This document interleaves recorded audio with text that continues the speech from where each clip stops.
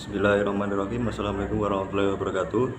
Saya Saiful Nur Rahim dari Prodi Pendidikan Agama Islam semester 2 akan menjelaskan jawaban dari ujian tengah semester mata kuliah Sejarah Pendidikan Islam. Oke, langsung saja. Yang pertama yaitu soal menjelaskan pengertian kebudayaan dan peradaban. Jelaskan pengertian kebudayaan dan peradaban. Jadi kebudayaan adalah cara hidup yang tercermin misalnya dalam bahasa yang mereka ucapkan, makanan yang mereka makan, pakaian yang mereka kenakan. Ini mengekspresikan cara seseorang berpikir dan melakukan sesuatu. Dengan kata lain, kebudayaan adalah seperangkat pengetahuan, pengalaman, dan perilaku yang umumnya dimiliki oleh sekelompok orang. Oke, itu tadi adalah kebudayaan. Lalu selanjutnya ada peradaban. Peradaban adalah proses mengembangkan keadaan masyarakat sejauh budaya, industri, teknologi, pemerintahan, dan lain-lain mencapai tingkat yang maksimum. Jadi peradaban ini cenderung ke pengembangan dari budaya itu sendiri. Istilah peradaban berbicara tentang mengadaptasi cara hidup yang lebih baik dan memanfaatkan sebaik mungkin sumber daya alam untuk memenuhi sekelompok kebutuhan dari sekelompok orang. Jadi kalau peradaban ya itu tadi lebih ke pengembangan dari kebudayaan. Oke, selanjutnya yaitu soal yang kedua, jelaskan peradaban bangsa Arab pra-Islam. Jadi bangsa Arab sebelum adanya Islam, yaitu bangsa Arab pra-Islam itu disebut dengan bangsa periode jahiliyah. Pada masa itu sebenarnya sudah memiliki sistem pemerintahan. Sistem pemerintahannya dipimpin oleh kepala suku atau kabilah yang ada pada masa itu. Lalu orang-orang pada masa jahiliyah mayoritas bekerja sebagai pedagang. Ada yang pergi berdagang ke Syam, ada yang berdagang ke Yaman. Lalu dari segi agama, mayoritas sebagian besar dari bangsa Arab pra-Islam itu menyembah berhala. Jadi berhalanya itu sebagian itu berada di sekeliling Ka'bah yang jumlahnya ada 100 berapa itu.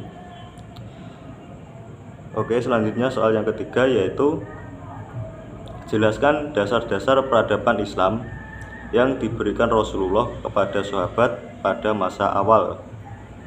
Jadi tatkala Rasulullah berada di Mekah, itu peradaban Islam tidak mengalami perkembangan.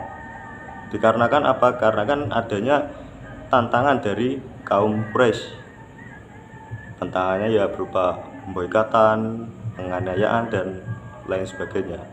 Nah, maka dari itu supaya umat Islam selamat dan Islam semakin berkembang, maka Rasulullah melakukan hijrah dari Makkah ke Madinah.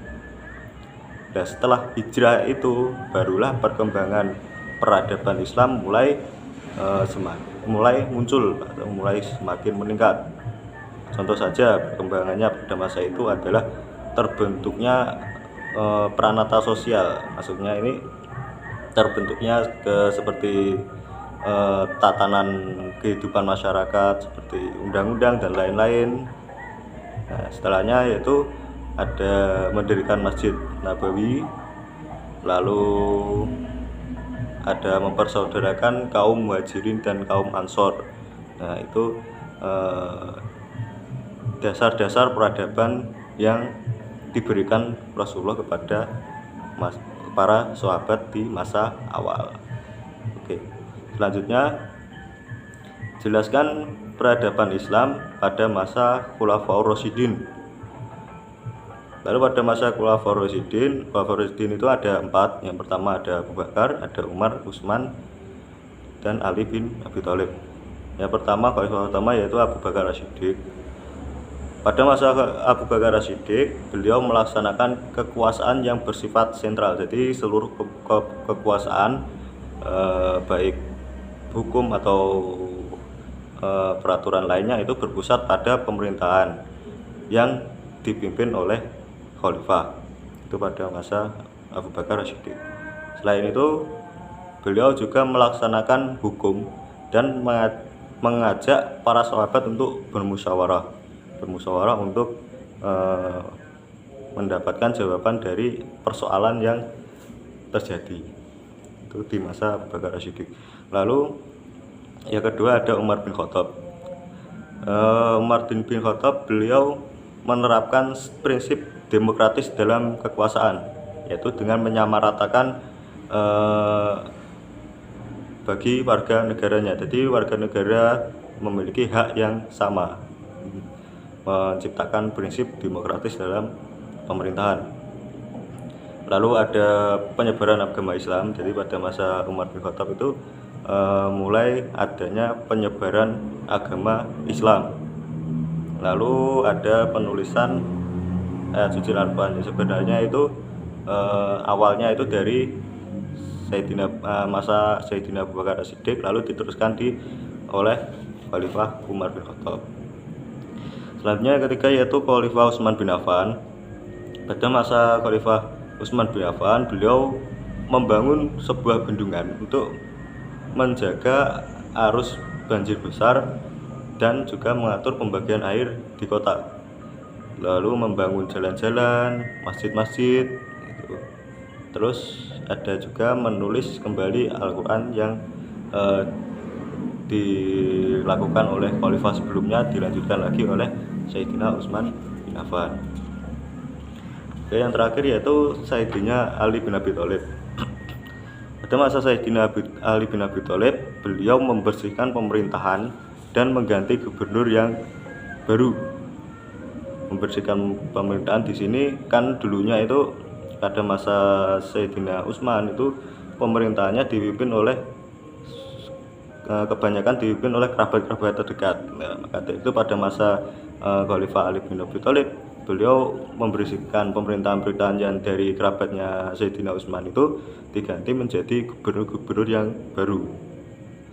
Lalu menyita kekayaan yang tidak haknya itu dimasukkan ke Baitul Mal sebagai aset pemerintahan. Lalu beliau juga meningkatkan pengembangan ilmu pengetahuan pada masa beliau. Selanjutnya soal terakhir, soal nomor 5, yaitu jelaskan corak khusus yang berkembang pada masa dinasti Umayyah di bidang peradaban. Pada dinasti Umayyah di bidang peradaban, pada masa dinasti Umayyah itu yang paling menonjol, yang pertama yaitu menetapkan bahasa Arab sebagai bahasa resmi, itu yang paling menonjol pertama. Lalu yang kedua yaitu mendirikan Masjid Agung Damaskus.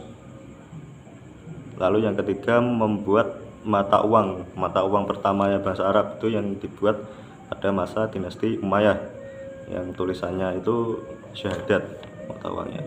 Lalu yang keempat perluasan wilayah, pada zaman dinasti Umayyah ini sangat terbilang luas juga. Dari timur itu hampir mencapai daratan Cina, lalu yang dari ke selatan itu hampir ke semenanjung India. Lalu juga pada masa dinasti Umayyah itu juga ada ekspedisi Konstantinopel dan ekspedisi Spanyol dan lain-lain. Jadi perluasan wilayah pada masa Khalifah Umayyah, Bani Umayyah ini sangat terbilang juga cukup luas. Lalu yang ada membangun pusat pendidikan. Jadi pada zaman pimpinan dinasti Umayyah itu juga membangun beberapa pusat-pusat pendidikan yang tersebar di seluruh wilayah umat Islam. Oke, cukup sekian dari saya, kurang lebihnya saya mohon maaf. Wabillahi taufiq wal hidayah, wa ridha wa inayah. Assalamualaikum warahmatullahi wabarakatuh.